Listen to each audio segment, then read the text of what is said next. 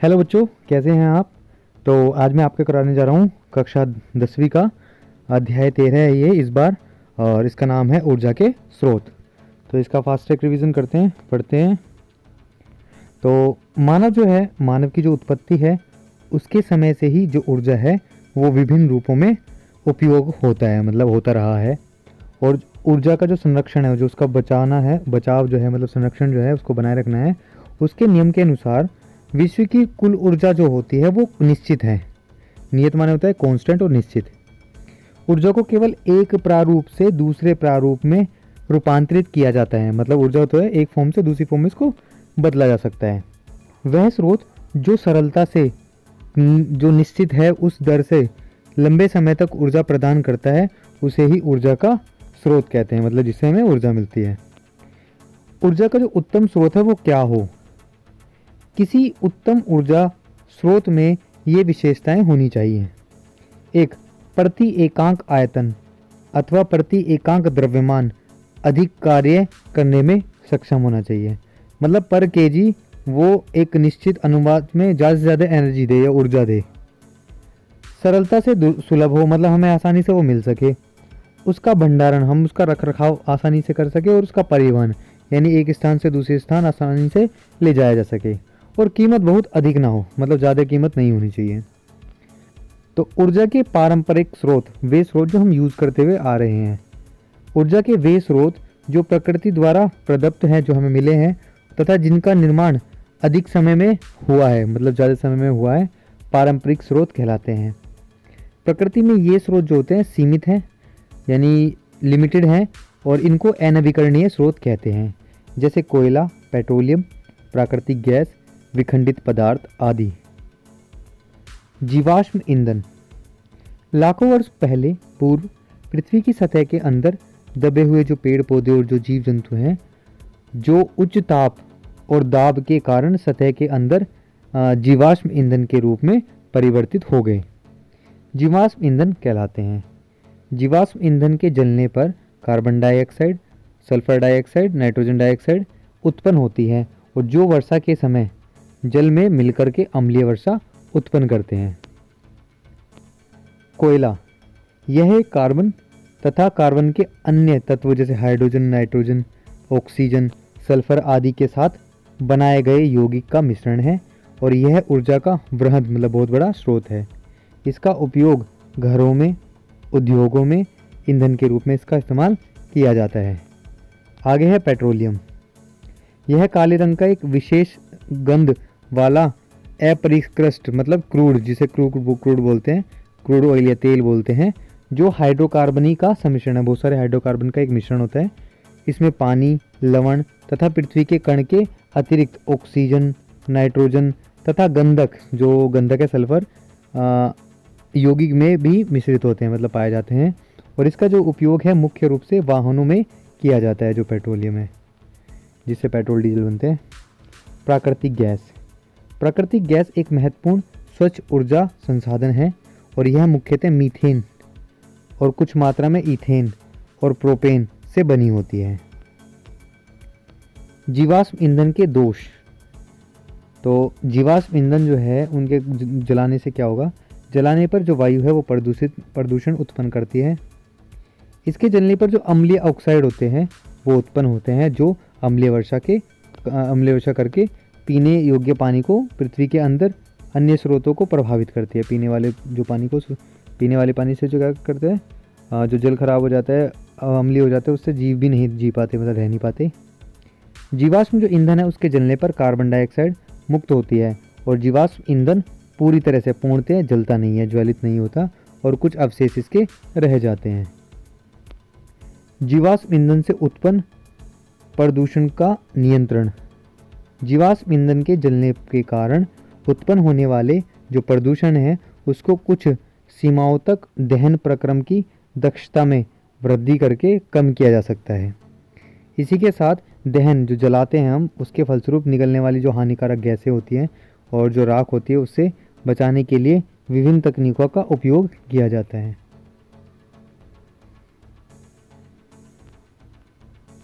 आगे तापीय विद्युत संयंत्र। विद्युत संयंत्र जो हैं उसमें प्रतिदिन विशाल मात्रा में जीवाश्म ईंधन का दहन होता है। उसको करके जल को उबाल करके भाप बनाई जाती है और जो टरबाइन है, टरबाइन के द्वारा इसको घुमाया जाता है और विद्युत को उत्पन्न किया जाता है।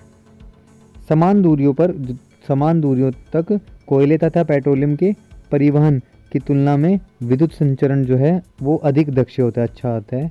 और यही कारण है कि जो बहुत से तापीय विद्युत संयंत्र होते हैं वो कोयले तथा तेल के क्षेत्रों के निकट स्थापित किए गए हैं, जिससे परिवहन का खर्चा भी बच जाता है। इन संयंत्रों को तापीय विद्युत संयंत्र कहा जाता है क्योंकि इनका ताप का इस्तेमाल करके विद्युत ऊर्जा बनाई जाती है।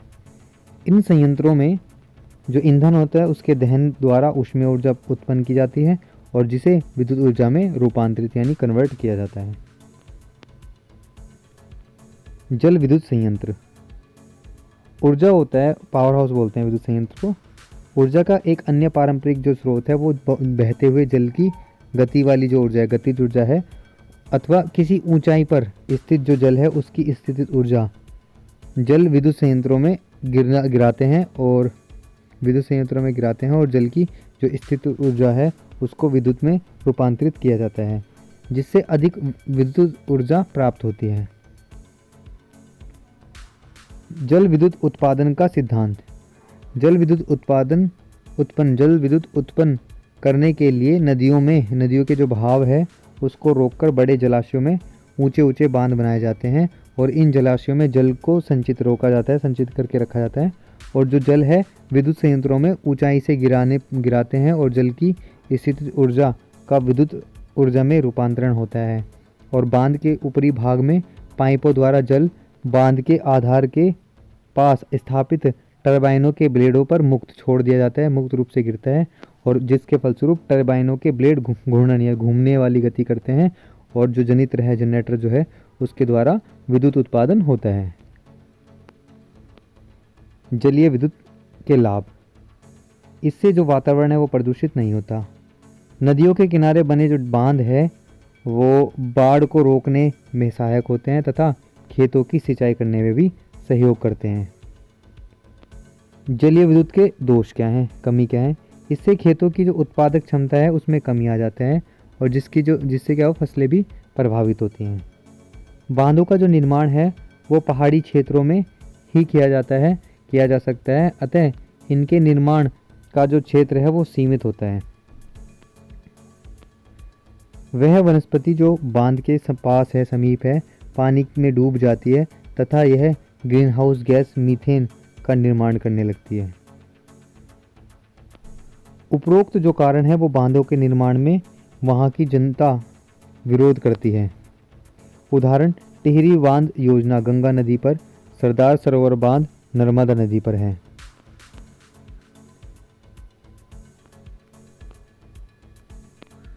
ऊर्जा के पारंपरिक स्रोतों के उपयोग के लिए प्रौद्योगिकी में सुधार। तो जैव मात्रा यानी बायोमास, यह परंपरागत ऊर्जा का एक स्रोत है जो लकड़ी, फसलों के जो बचे हुए अवशेष हैं, गन्ने के छिलके, गाय के गोबर के उपले आदि को घरों तथा उद्योगों में ईंधन के रूप में उपयोग में लिया जाता है, जिसे जैव मात्रा कहते हैं। और जैव मात्रा का उपयोग विद्युत के उत्पादन में भी किया जाता है। और मीथेन जो गैस है वो वनस्पति या जानवरों के सड़ने के कारण बनती है। आगे है चारकोल। लकड़ी को नियंत्रित हवा की उपस्थिति में जलाया जाता है तो उसमें उपस्थित जो जल है उस तथा वाष्प पदार्थ जो है बाहर निकल जाते हैं तथा अवशेष जो है उसके रूप में चारकोल रह जाता है और इसकी तापीय और जो ऊष्मीय क्षमता है वो लकड़ी से अधिक होती है तथा यह अपेक्षाकृत कम धुआं उत्पन्न करता है। आगे है पवन ऊर्जा। गतिशील वायु को पवन कहते हैं और वायु की तीव्र गति के कारण इसमें जो गतिज ऊर्जा है वो होती है और इस ऊर्जा को पवन टरबाइन द्वारा प्राप्त किया जाता है और सूर्य द्वारा पृथ्वी की सतह पर असमान ऊष्मा उत्पन्न होने के कारण जो पृथ्वी है उसकी सतह पर दाब भिन्न स्थानों पर भिन्न हो जाता है, अलग अलग स्थानों पर अलग अलग हो जाते हैं और इस कारण जो पवन धाराएं हैं वो प्रवाहित होने लगती हैं और इस गतिज ऊर्जा का उपयोग निम्न कार्यों में किया जाता है।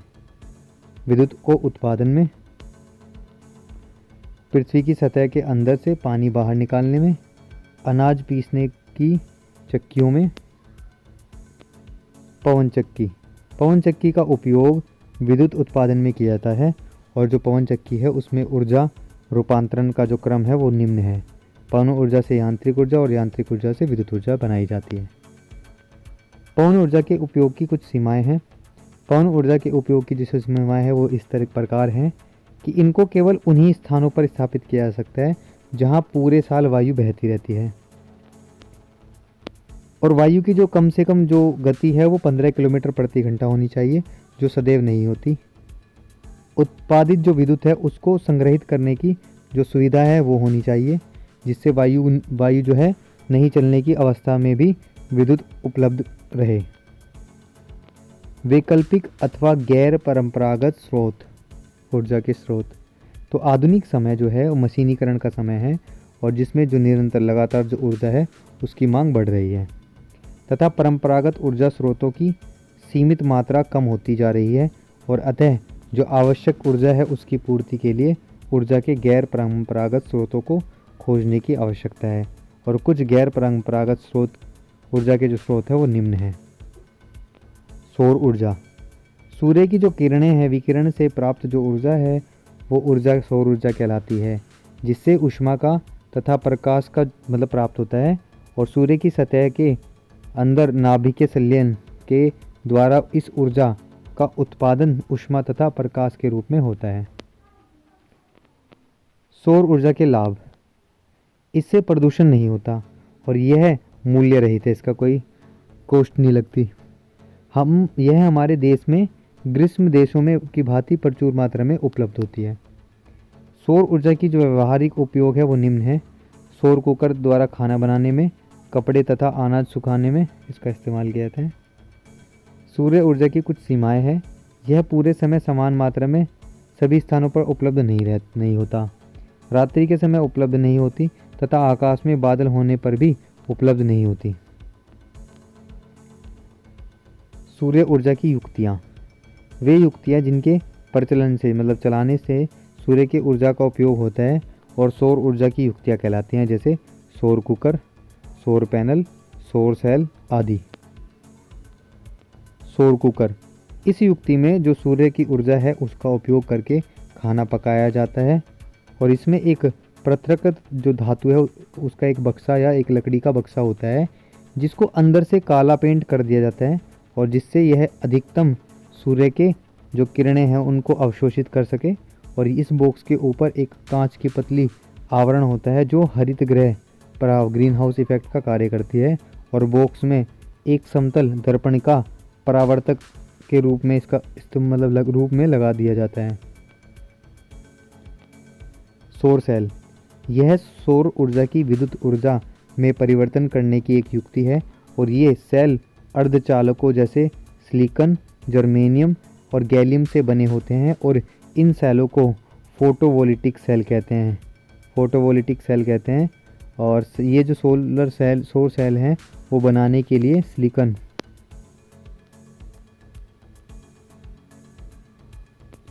अर्धचालक का उपयोग किया जाता है और यह वातावरण के अनुकूल है तथा कोई प्रदूषण उत्पन्न नहीं करता है और इसको बनाने की जो प्रक्रिया है वो बहुत महंगी होती है।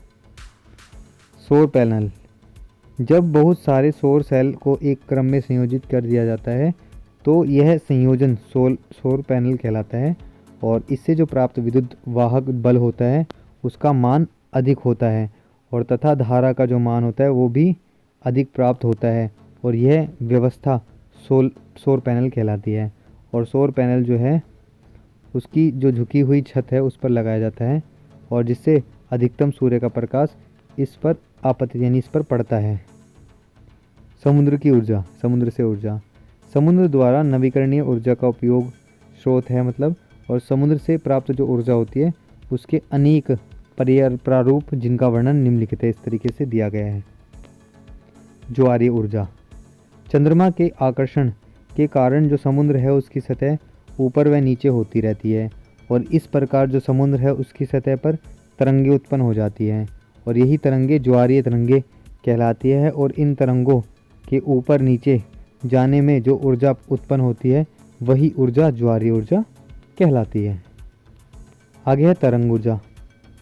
तेज हवा के कारण समुद्र की सतह पर पानी में तरंगें उत्पन्न हो जाती हैं और इन तरंगों में अत्यधिक गतिज ऊर्जा होती है और इस ऊर्जा का उपयोग अनेक युक्तियों में जैसे जनरेटर जो टरबाइन है उसके घूर्णन में तथा विद्युत के उत्पादन में इसका उपयोग किया जाता है। आगे है महासागरीय तापीय ऊर्जा। समुद्रों तथा महासागरों के जो पृष्ठ है उसका जल सूर्य द्वारा तप्त हो जाता है, जबकि इनके गहराई वाले भाग में जो जल है अपेक्षाकृत ठंडा होता है। तो ताप में इस अंतर का जो उपयोग है वो सागर तापीय ऊर्जा रूपांतरण विद्युत संयंत्र जो होता है ocean thermal energy conversion plant OTEC विद्युत संयंत्र में ऊर्जा जो है वो प्राप्त करने के लिए किया जाता है। ओटेक जो है विद्युत संयंत्र केवल तभी प्रचलित होते हैं जब महासागरीय के पृष्ठ पर जल का जो ताप है वो 2 किलोमीटर तक की गहराई पर जल के तापमान में 20 डिग्री का अंतर हो। पृष्ठ के तप्त जल का उपयोग अमोनिया जैसे वाष्पशील द्रवों को उबालने में किया जाता है। भूतापीय ऊर्जा। भौमिक जो परिवर्तन है उनके कारण भूपर्पटी में गहराइयों पर तप्त क्षेत्रों में पिघली चट्टानें ऊपर धकेल दी जाती हैं जो कुछ क्षेत्रों में इकट्ठा हो जाती हैं और इन क्षेत्रों को तप्त स्थल कहते हैं। और जब भूमिगत जल इन तप्त स्थलों के संपर्क में आ जाते हैं तो भाप उत्पन्न होती है और कभी कभी इस तप्त ऊर्जा जो जल है उसको पृथ्वी के पृष्ठ से बाहर निकलने के लिए निकास मार्ग मिल जाता है और इन निकास मार्गों को गर्म चश्म तथा उष्ण स्रोत कहते हैं।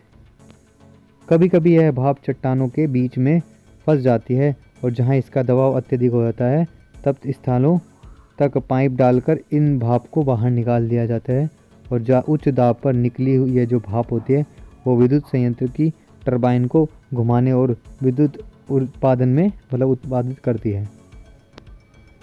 आगे है नाभिकीय ऊर्जा। परमाणु के जो नाभिक है केंद्रक है उसमें संग्रहित जो ऊर्जा होती है वो नाभिकीय ऊर्जा कहलाती है और यह ऊर्जा नाभिकीय अभिक्रियाओं में मुक्त होती है। और नाभिकीय ऊर्जा की सबसे मुख्य जो कमी है वो या हानि है यह है कि इसके उत्सर्जन में रेडियो एक्टिव पदार्थों का अभिक्रिया के बाद उत्पन्न होना और इन रेडियो एक्टिव पदार्थों को नियंत्रित अथवा समाप्त करना अत्यधिक कठिन होता है। और नाभिकीय अभिक्रियाएं 2 प्रकार की होती हैं। एक होता है नाभिकीय विखंडन यानी टूटना। तो जब किसी भारी नाभिक पर मंदगामी न्यूट्रॉन की बौछार करते हैं तो इसका विभाजन 2 हल्के नाभिकों में हो जाता है तथा इस अभिक्रिया में बहुत अधिक ऊर्जा निकलती है मुक्त होती है और यह अभिक्रिया नाभिकीय विखंडन कहलाती है। यह विखंडन धीमी गति के न्यूट्रॉनों को उस पदार्थ के नाभिक से टकराने पर होता है और इस सिद्धांत के आधार पर नाभिकीय संयंत्र विद्युत ऊर्जा का उत्पादन करते हैं। आगे है नाभिकीय संलयन नाभिकों का जुड़ना।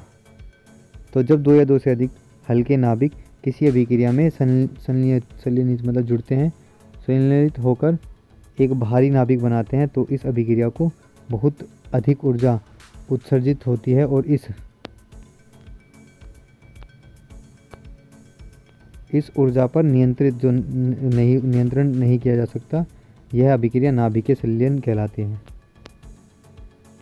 हाइड्रोजन बम जो है वो ताप नाभिकीय अभिक्रिया पर आधारित होता है और हाइड्रोजन बम के जो क्रोड हैं उसमें यूरेनियम तथा प्लूटोनियम के विखंडन पर आधारित किसी नाभिक पर बम किसी नाभिक पर बम को रख देते हैं और यह नाभिकीय बम ऐसे पदार्थ में अंत स्थापित किया जाता है जिनमें ड्यूटेरियम तथा लिथियम। जब इस नाभिकीय बम या जो विखंडन पर आधारित है उसको अधिविस्फोटित करते हैं तो इस पदार्थ का ताप कुछ ही माइक्रोसेकंड में 10⁷ किलो तक बढ़ जाता है और यह केल्विन तक बढ़ जाता है और तो यह अति उच्च ताप हल्के नाभिकों को संलयित होने के लिए पर्याप्त ऊर्जा उत्पन्न कर देते हैं जिसके फलस्वरूप अति विशाल परिमाण की ऊर्जा मुक्त होती है। परमाणु ऊर्जा का उत्पादन में मुख्य खतरे निम्न हैं।